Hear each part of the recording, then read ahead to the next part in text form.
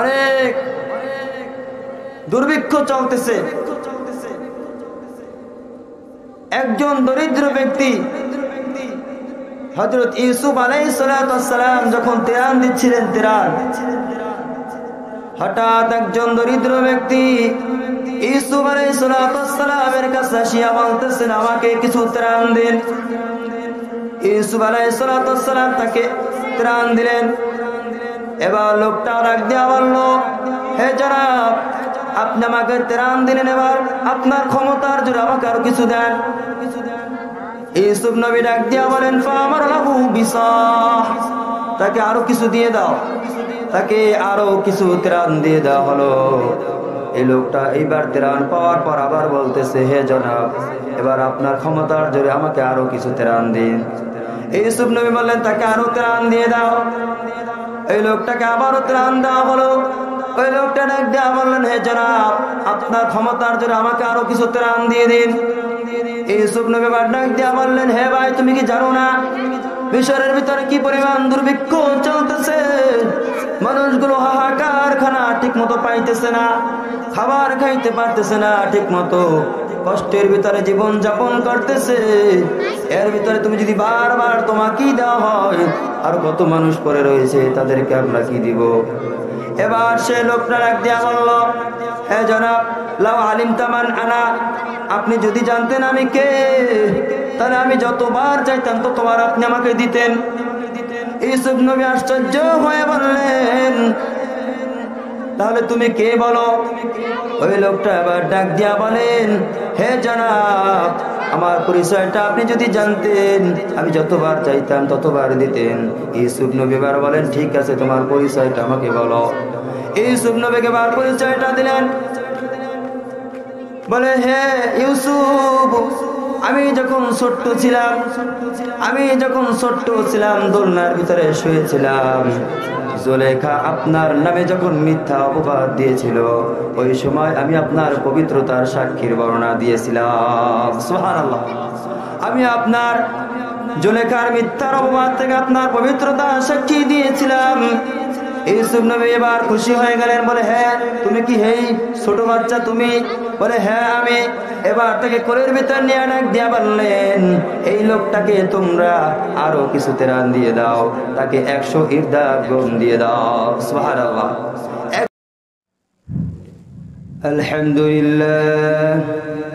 আলহামদুলিল্লাহ নাহমাদুহু ওয়া নাস্তাঈনুহু ওয়া নাস্তাগফিরুহ ونعوذ بالله من شرور أنفسنا ومن سيئات أعمالنا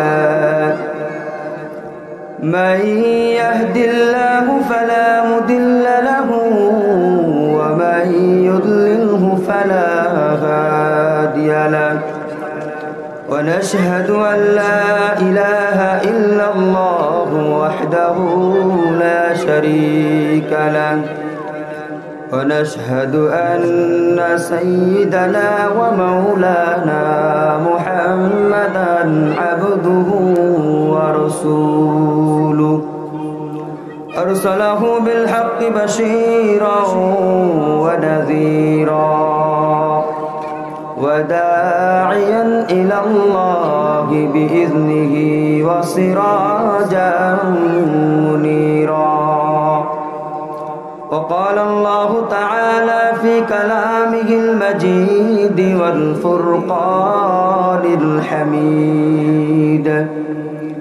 أما بعد فأعوذ بالله من الشيطان الرجيم بسم الله الرحمن الرحيم يا أيها الذين آمنوا كتب عليكم الصيام كما كتب على الذين من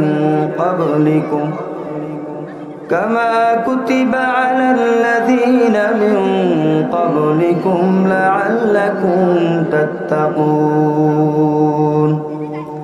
সাদাকাল্লাহুল আযীম ওয়া সাদাকা রাসূলুহুন নাবিয়্যুল কারীম।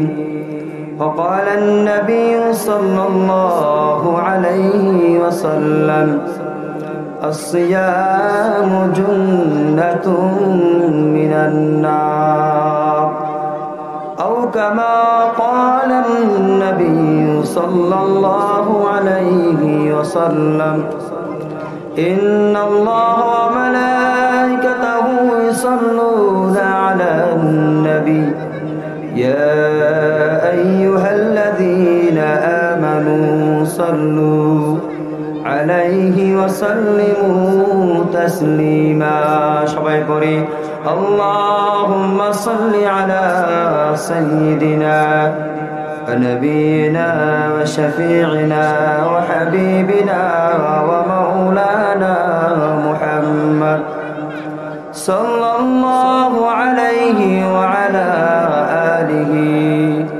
وأصحابه وبارك وسلم اللهم صل على سيدنا ونبينا وشفيعنا وحبيبنا ومولانا محمد صلى الله عليه وعلى آله وأصحابه وبارك وسلم। ফাতেমা খাতুন বাইতুল নূর জামে মসজিদ ও এলাকার যুব সমাজের উদ্যোগে একদিনব্যাপী তাফসিরুল কোরআন ওয়াজ মাহফিল ও হালকা জিকিরের প্রথম অধিবেশন শুরু হয়েছে পবিত্র কোরআনুল কারীমের মাধ্যমে। আল্লাহ পাকের দরবারে অসংখ্য অগণিত শুকরিয়া আদায় করে যে মহান রব্বুল আলামিন পবিত্র মাহে রমজান মাস সামনে রেখে তার আগে একটি সুন্দর জান্নাতের বাগান কোরআনের বাগানে বসার মতন তৌফিক দান করেছেন, এই জন্য শুকরিয়া একবার শুকরিয়া তার আদায় করি আলহামদুলিল্লাহ।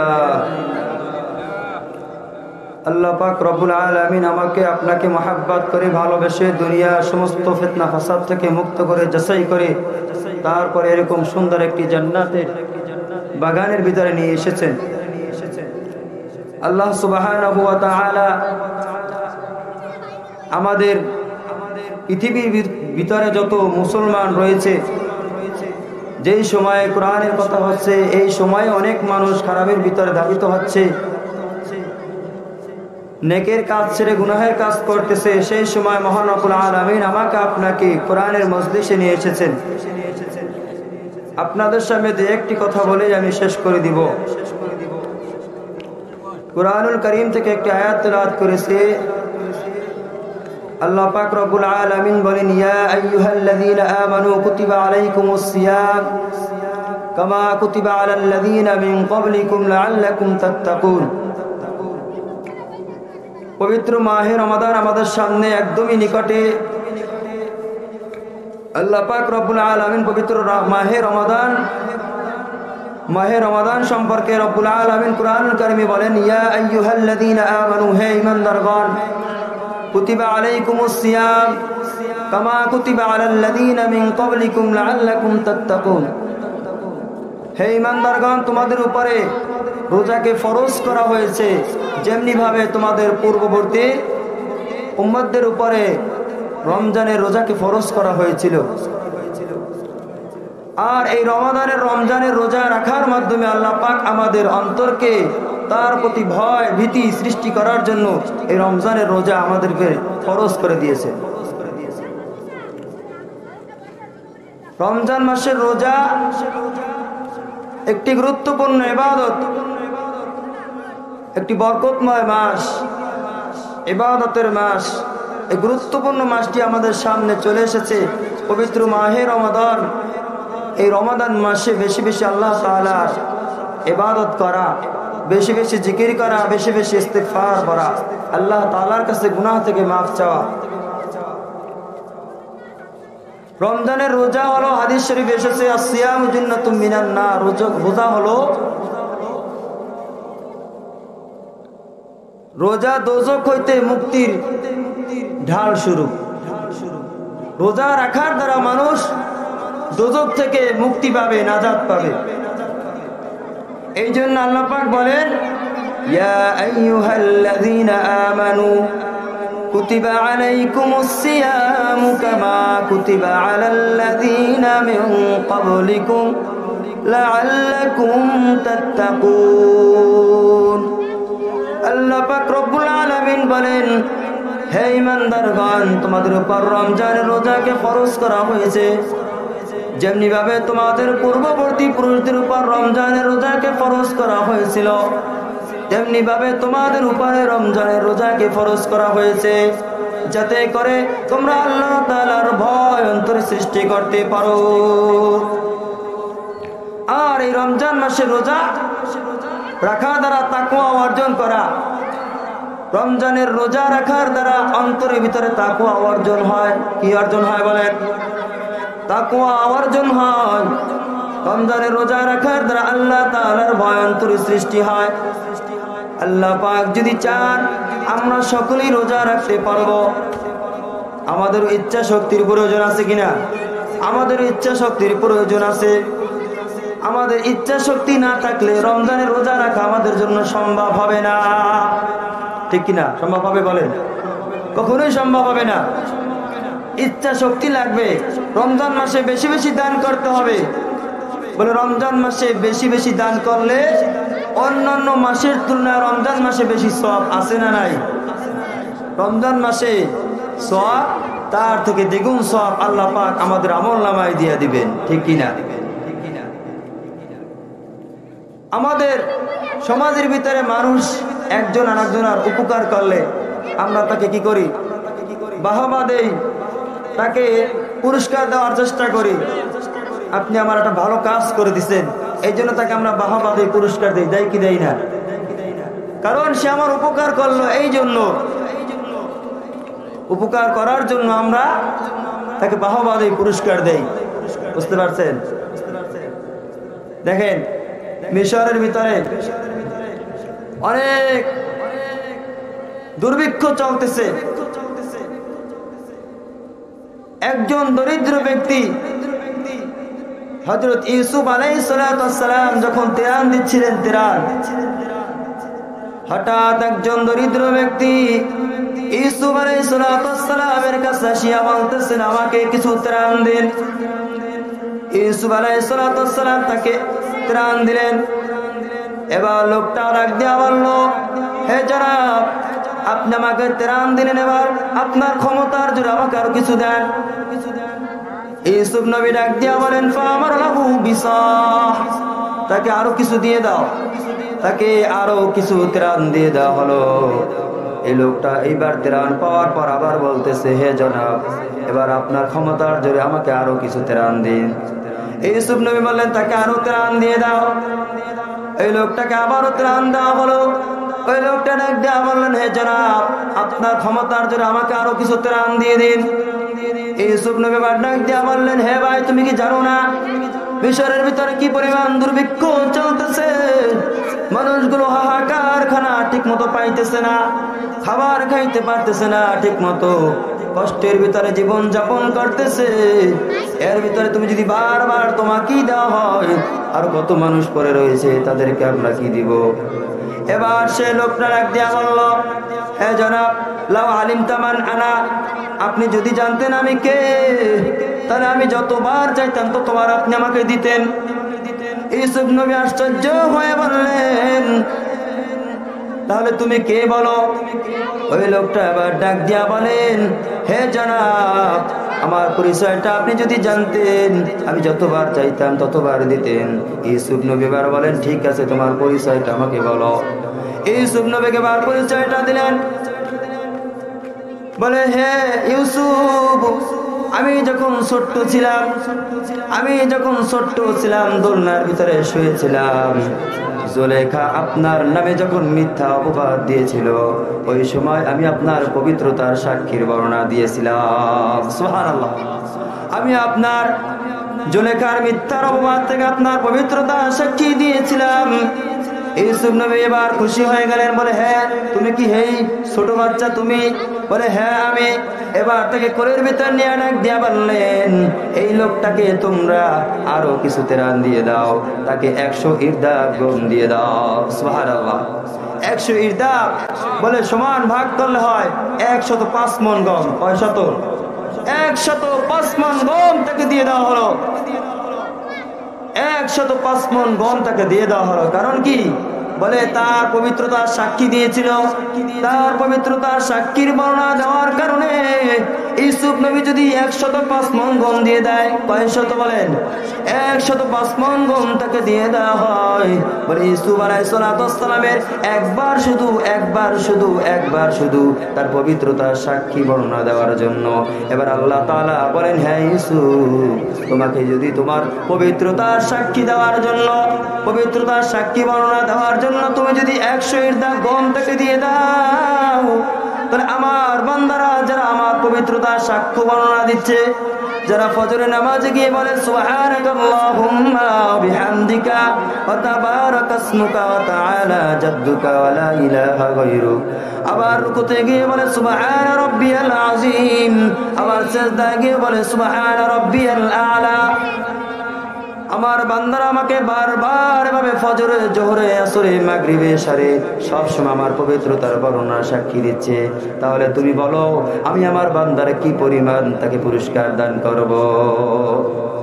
আমি আমার বান্দাদেরকে কি পরিমাণ পুরস্কার দিব? তাহলে বলো।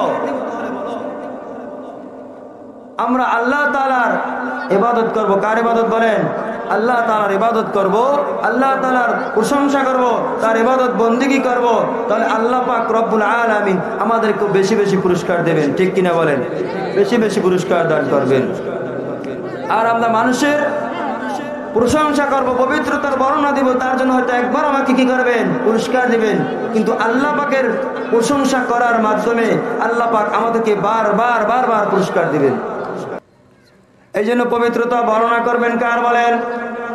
আল্লাহ তাআলার পবিত্রতা বর্ণনা করতে হবে।